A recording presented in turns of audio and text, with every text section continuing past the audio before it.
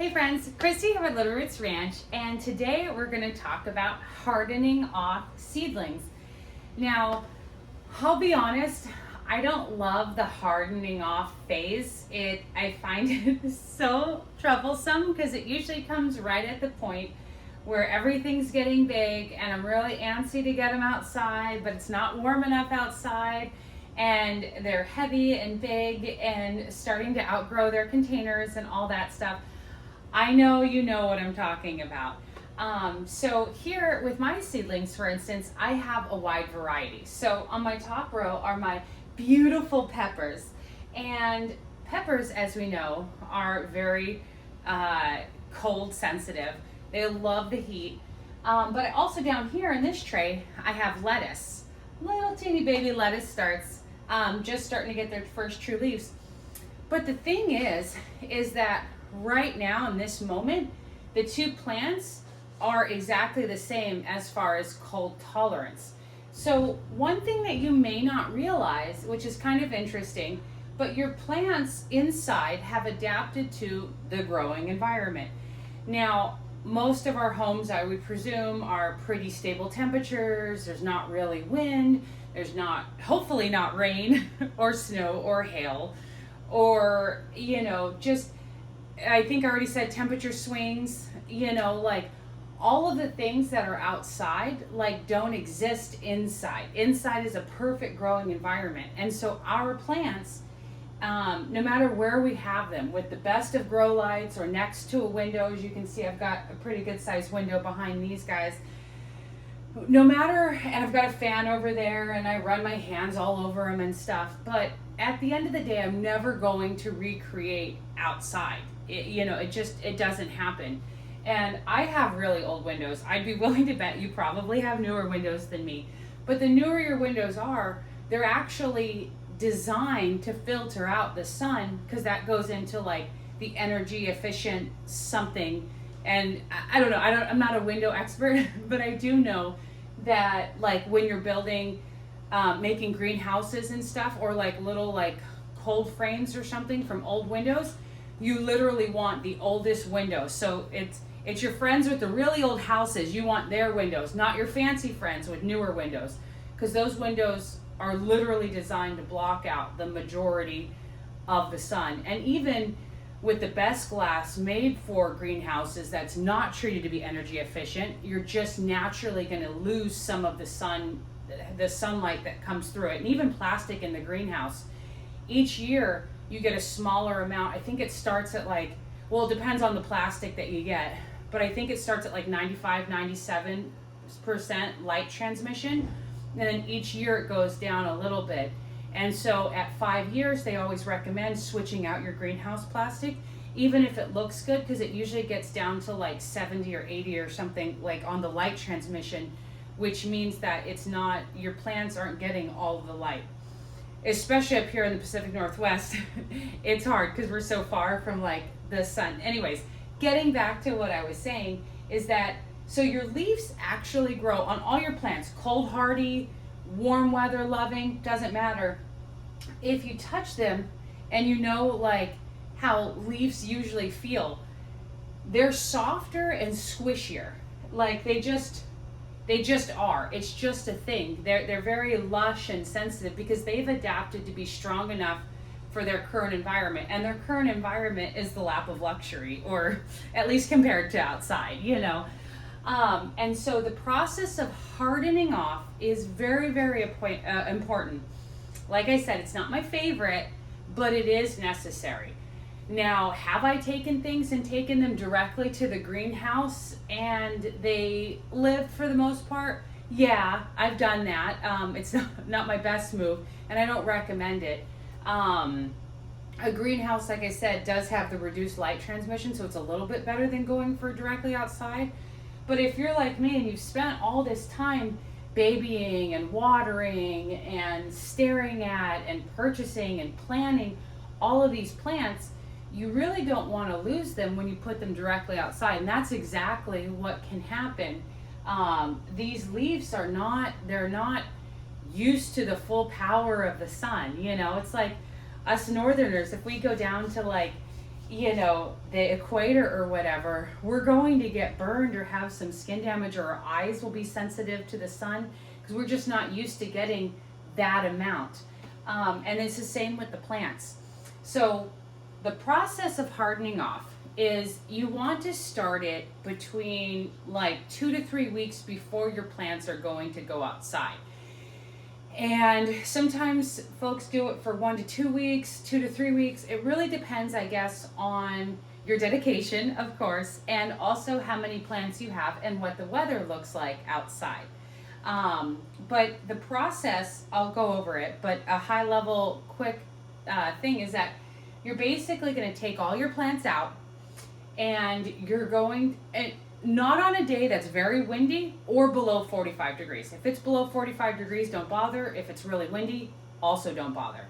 But if it's above 45, a slight breeze is okay, but not like, gale force winds or anything. And you're going to take them out, and the first day, let's say you put them in the shade so they're not in direct sunlight for an hour, and you bring them back in. And then the next day, you put them in the shade for an hour, maybe put them in the sun for an hour, and then bring them back in. And you keep increasing that to where they're outside all day in the sunlight, and then they're ready to go into the ground. Now, obviously, you can harden them off and then have them sit. I do little things like I open the window behind me so that the light can directly come through. I only do that for a short amount of time because when the light, because this is facing east, and so in the morning is when I get the direct light, and so it's colder. Like today it was, I think, 45 degrees when I did it, but I only had it open for 15 minutes, and I was monitoring them, and I flip the plants back and forth to like all sides get exposed. But you're slowly going to do that until they are hardened off, where they can take the sun, they can take a little bit of wind, they can take, temperature variations and stuff like that. And then when your ground temperature is ready to be able to transplant them out, obviously the lettuce would go faster than the peppers, then those things can go directly into the ground. And some folks, sometimes depending on the plant, the size, things like that, you might put a sheet over them at night, or some remay, or like that cloth, like frost cloth or whatever. But there's not necessarily a specific, like, you have to do it this way, you have to do it that way. I guess the rule of thumb would be take them outside for an hour and slowly increase like 30 minutes each day. And you want to first start, and it's always best on like overcast days where the sun isn't too direct anyways, and that'll really help them. And I know it's tedious and you don't want to forget them, or have them outside and it starts hailing and you're like, my peppers, and because that's happened. But yeah, so that's kind of the process. And so through that, everything will become like the actual cells of the leaves and the new growth.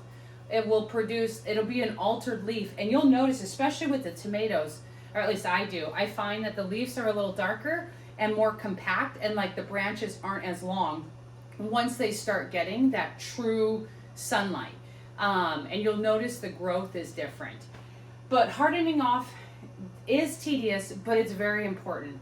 I know what's interesting is even like cold tolerant plants, like say lettuce or like cabbage, whatever, if they were started outside, they could deal with really low temperatures. But if they've been in the lap of luxury of your house, even when you put those out, they still are not cold hardy until they're hardened off.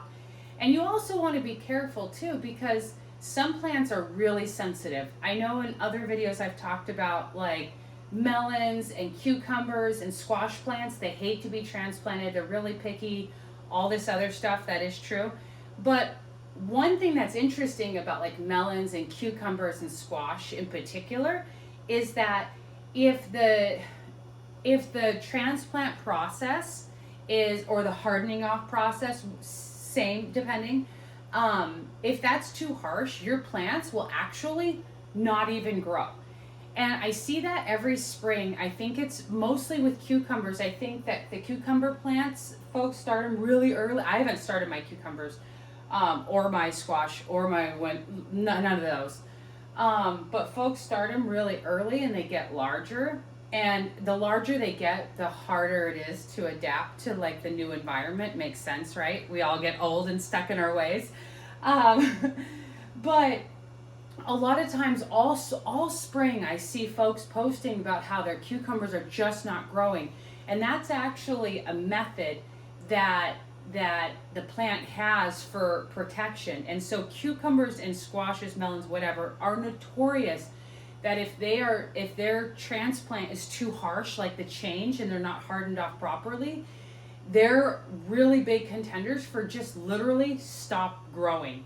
And it's really frustrating because usually you've got a lot of time, energy, money, and excitement built in around those plants, and then they're not going to do anything for you.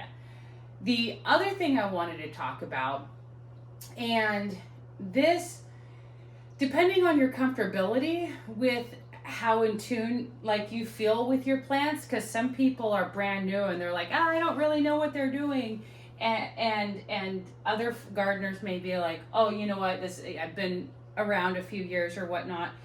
If you feel comfortable, another layer to add to the hardening off process is to reduce watering.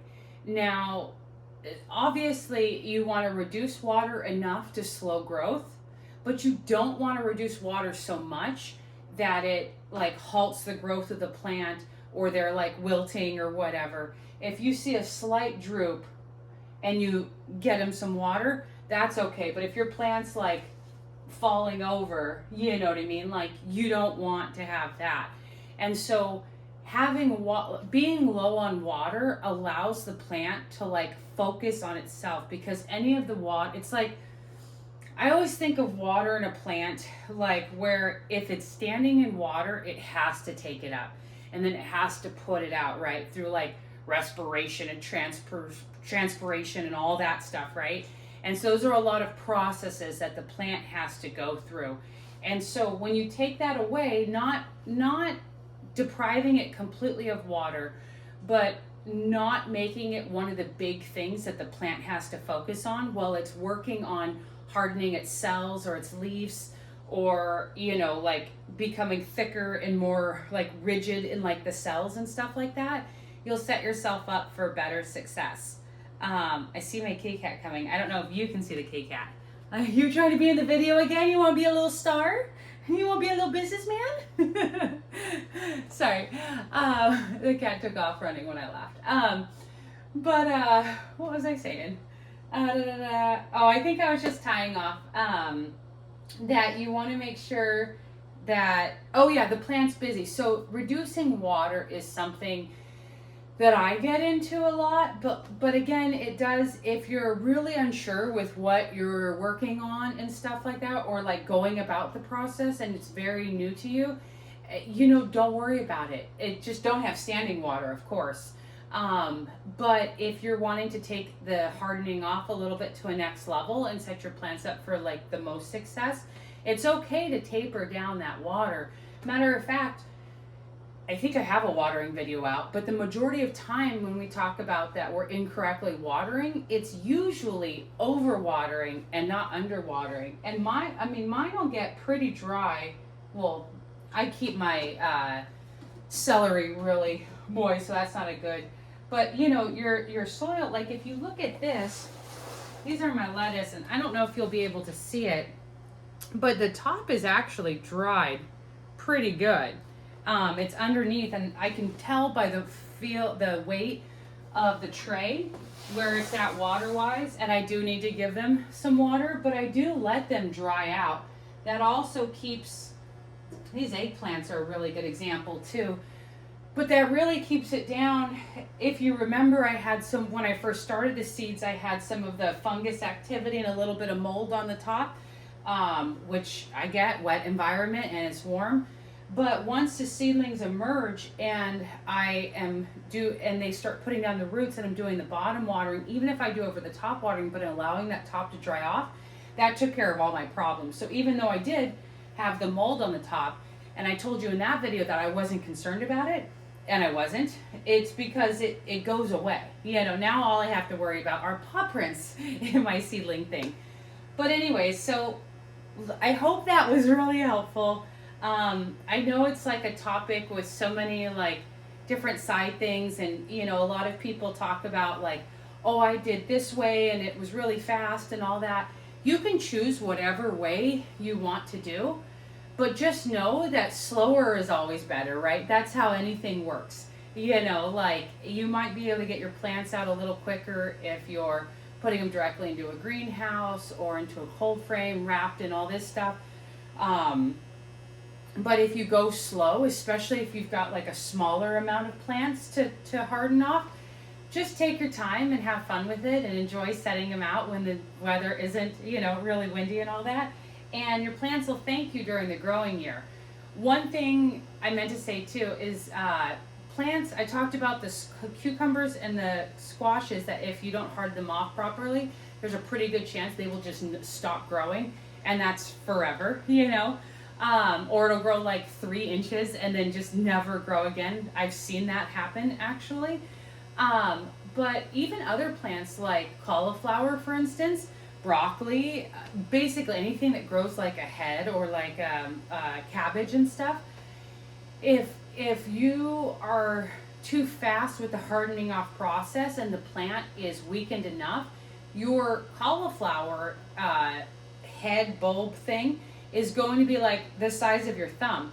And that's what no gardener wants, because cabbage or cauliflower is a long-term thing, right? I think it's like 80 days to maturity, and that's after transplanting usually.